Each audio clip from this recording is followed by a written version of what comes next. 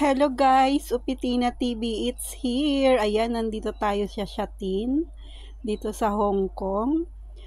Pupuntahan natin ng isang branch ng Dunkin Donut dito sa Shatin. Malapit lang siya sa MTR. Ayan siya guys. Ito yung bagong bukas ng Mr. Donut dito sa Hong Kong branch, sa Shatin branch. Ayan, talagang pinipilahan siya guys. Kaya lang, ang difference niya sa ating kasi, mura konti. Dito guys, isang peraso ng donut, pumasok ako sa loob, chinek ko kung magkano, $20 guys, 20 HK dollar ang isang peraso. Ayan yung mga price niya at ayan mga flavor niya.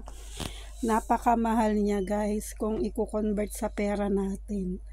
Pero happy ako kasi nakita ko yung branch ng Mr. Donut dito sa Hong Kong at talagang dinadayo din siya ng mga Hong Kong na people. Ayan, kung makikita niyo yung loob, ganyan ang itsura niya.